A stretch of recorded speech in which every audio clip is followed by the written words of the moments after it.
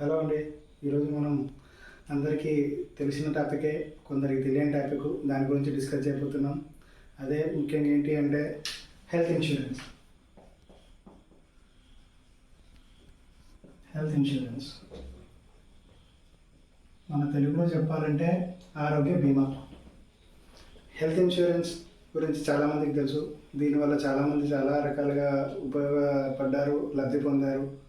ఇప్పుడు మనం ముఖ్యంగా చెప్పుకోవాల్సింది ఏంటంటే హెల్త్ ఇన్సూరెన్స్ అంటే ఏంటి. హెల్త్ ఇన్సూరెన్స్ అంటే ఏంటి అంటే మనం ఆరోగ్యంగా ఉన్నప్పుడు అనుకోని ప్రమాదాల వల్ల మనకు అనారోగ్యం ఏర్పడితే ఆ అదనపు ఖర్చుల నుంచి మనం బయటపడేలా చేస్తుందే ఈ హెల్త్ ఇన్సూరెన్స్. హెల్త్ ఇన్సూరెన్స్ వల్ల మనకు ముఖ్యంగా దీర్ఘకాలికమైన వ్యాధులకు కూడా కవరేజ్ ఉంటుంది. ప్రమాదవశాస్తు ఏదైనా ప్రమాదానికి గురైనప్పుడు మన హాస్పిటల్ ఖర్చులు కూడా మనకు హెల్త్ ఇన్సూరెన్స్ కవర్ చేస్తుంది. ఇలా ఒక్కొక్కటిగా చెప్పుకుంటూ పోతే చాలా వరకు లాభాలు ఉన్నాయి మనకి హెల్త్ ఇన్సూరెన్స్లో. ఇప్పుడు ఇంకొక ప్రశ్న మనకు వచ్చేది, హెల్త్ ఇన్సూరెన్స్ ఎప్పుడు తీసుకోవాలి? చాలామంది అనుకుంటారు, నేను చాలా ఆరోగ్యంగా ఉన్నాను, నాకు ఎలాంటి ఇబ్బందులు లేవు, హెల్త్ ఇన్సూరెన్స్ నేను ఎందుకు తీసుకోవాలి అని.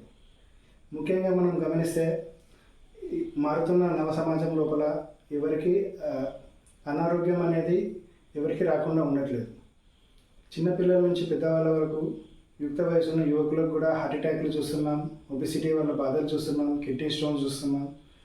ఇవి కాకుండా సీజనల్గా వచ్చే విష జ్వరాలు, డెంగ్యూ జ్వరాలు చిన్నపిల్లల నుంచి పెద్దవాళ్ళ వరకు ఎవరిని వదిలిపెట్టట్లేదు.